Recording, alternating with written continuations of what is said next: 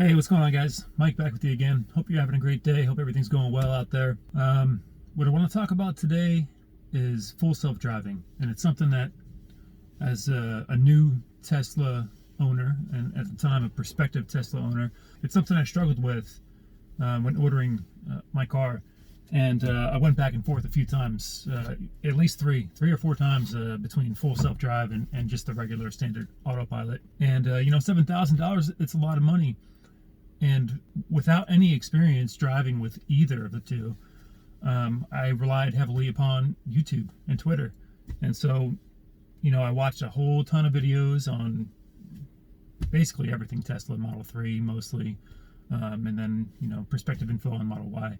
But yeah, just seeing the things that I was seeing, full self-drive is not feature complete yet. The state that it's in right now, I don't know. Is it worth $7,000? That's for you. That's for you to decide. But for my personal situation, I don't really drive on highways at all. Like once a month, if that.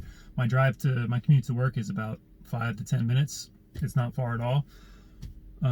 So with full self-driving, what it would do right now, it's not enough to justify $7,000. Sure, you've got, auto park and smart summon, auto lane change, that kind of stuff. But I mean, listen. Let's be honest, auto park, I've seen the videos, you've seen the videos, it's super slow. Sometimes, it's not 100% reliable. You could just park the car yourself and have it done much faster. Smart summon, very cool. Is it a party trick? Mostly, I think so. Yeah, again, it's super slow. I don't know. It's not enough for me, personally. Now, that being said, there are things to consider. The price right now, as you know, $7,000.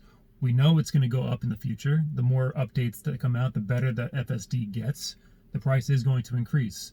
And if you follow the Tesla community on Twitter, you'll see some users are getting early access for navigating on autopilot with traffic lights and stop signs, being able to recognize and stop at them.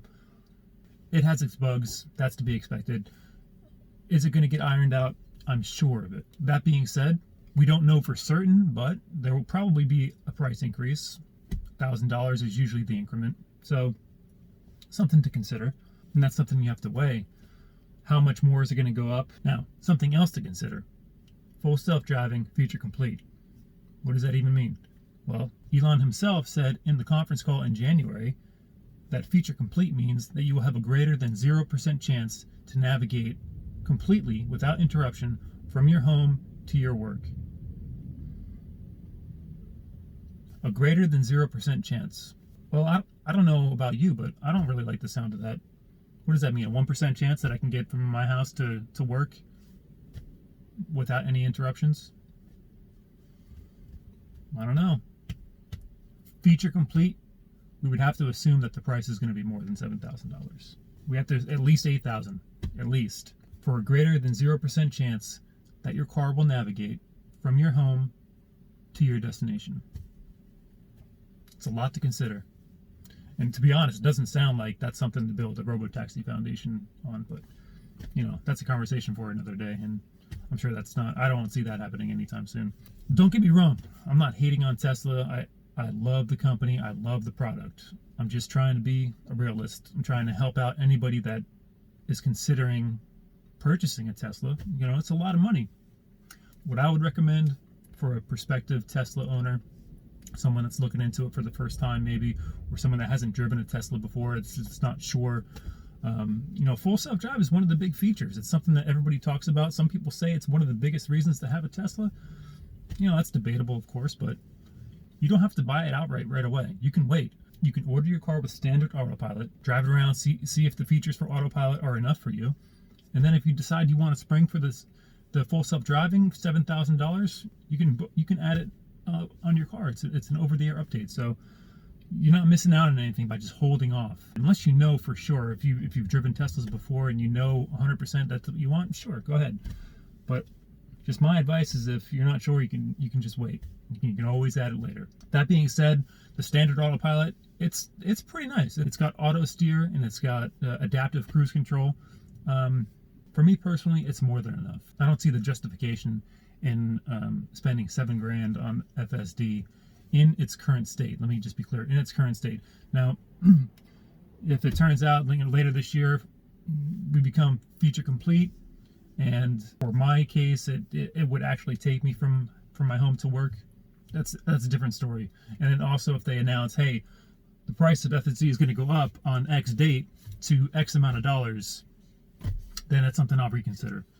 But for now, like I said, in its current state, I'd rather just take that $7,000 and, let's say, invest it in Tesla stock. That's just me personally. You know, you might have a different viewpoint on it. You might see things differently. So already you'll see that in my neighborhood, the car doesn't recognize the lanes. So I wouldn't even be able to use Navigate on Autopilot in my neighborhood. Now, unless that's something that changes in the future. So the cameras and the radar works pretty good from what I've seen. Gets all the stop signs, and I've noticed that traffic lights, it's very accurate with noticing the green, or differentiating between the green and red lights. I haven't really seen yellow yet. I'm going to have to be on the lookout for that. Maybe we can check it out in this video. And another thing to consider, there are speed bumps in my neighborhood. So that is not something that full self-driving recognizes. So if I had it on Navigate and Autopilot 20 miles an hour, I'd be cruising over those speed bumps. That's not too good. Also, another thing, and this is kind of a big one, if I'm supposed to rely on Navigate on Autopilot, if I had it, the speed limit is showing 45 miles an hour here. So if I go ahead and go into cruise control, it's automatically going to set that speed, but you know, the speed limit on this road is actually 25. That's a big disparity there. I'm not sure if that's something you can bug report. It'd be cool if you could, I guess. All right, the lines are showing pretty good now, so at least I'd be able to auto steer. Let's see. Yeah, there we go. Blue lines show that we're auto steering. Stop sign up ahead, but I have to personally brake for that, obviously.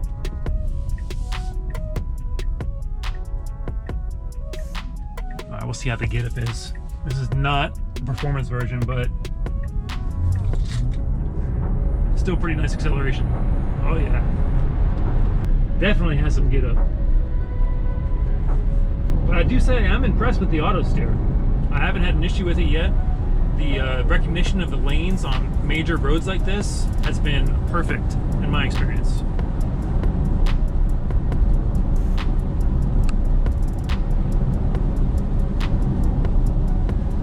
Alright, we're changing to 25 here, the speed limit. Let's see if it recognizes it.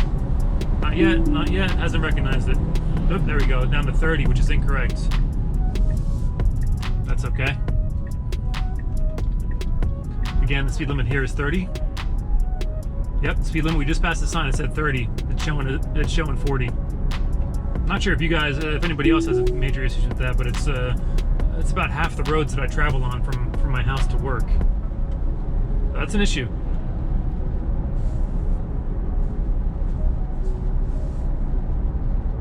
But I must say, I'm impressed with the auto steer. It is one of my favorite features of driving this car. Got a little bit of a quirky situation up here. They got some road work and then people making some up turns here. Look at this. Way to go, guy. Autopilot had that under control. That was nice. It didn't swerve. I'm kind of surprised it didn't swerve. That car got pretty close, but I guess it was a few feet away. But yeah, I really have, this entire trip is, aside from when I first left the house, this entire trip has been on auto steer, which is pretty nice. And I don't mind if I have to take over for turns. I do like driving the car. It's a super sweet car to drive. I don't know if it's because it's a brand new windshield or if it's because of the ceramic coating I put on the car, but yeah, you can see, or I think you can see, the water droplets speed up very nicely and just fly right up and over. Very nice. I don't have to use my wipers. Man, this is crazy. It's raining pretty good right now, and the water is just repelling right off the windshield. Yeah, that's got to be the ceramic coating. Well worth the 6 hours I spent getting the car ready and putting it on the other day. Well worth it. Another thing I love is regenerative braking. It's pretty aggressive. I barely have to use my brakes. Have the yellow light, you saw that? Another yellow. Recognize it pretty easily. But yeah, I barely have to use the brakes. Yeah, when you release your foot off the accelerator, the car slows pretty aggressively. And the one thing I was kind of concerned about was, you know, if you're going 50 plus miles an hour and you let off the accelerator, your car slows dramatically. And I was worried that you know, if somebody was tailgating me or just close behind, they wouldn't see that I was slowing down so fast. But the geniuses over at Tesla arrange it so that if your car slows because of regenerative braking, your brake lights will engage. So cars behind will be able to tell that you're slowing down, even without pressing the brake pedal. So just another benefit. I mean, not only does that power go back to your battery, you're also preserving the life of your brakes. All right, we're gonna do one more speed test here. And then the ground is wet, so you know, it's not a performance version, but still very quick. And I hope, like the Model 3, that they're planning on adding a acceleration boost option later on. You know, I'm sure it wouldn't be for a year or two, at least. But that's something I'll be looking forward to for sure. But yeah, just to wrap up, the auto steer works great for what I need it for right now. It's mostly, you call it city driving, even though I'm not in a city. It's mostly back roads driving. So, you know, full self-driving in its current state doesn't really make any sense for me. So for now, I'm going to hold off on it. You know, but like I said before, if the price is going to increase with the new features that are coming out, if full self-driving becomes feature complete, and it turns out that I'd be able to use it in my daily drive, then it's a different story. You know, I'd probably strongly consider it at that point. But there's just be questions. I won't know if it's going to work in my neighborhood. I won't know if it's going to work for my drive unless I have it. So I'm not sure if that's something I can kind of do a trial run on. That'd be pretty cool to be able to see if it works. Again, if you're a prospective buyer, if you've never driven one before, and something you're thinking about, I'd strongly recommend just holding off on adding the full self-driving upgrade while it's at 7,000, getting the car, driving it, and then seeing, you know, if your situation would dictate it. Or, you know, unless money's not a factor for you. If money's not a factor, then yeah, by all means. I appreciate you guys taking the time to watch the video. I apologize for the camera angle. I'll get it right next time. You guys take care. Have a good one.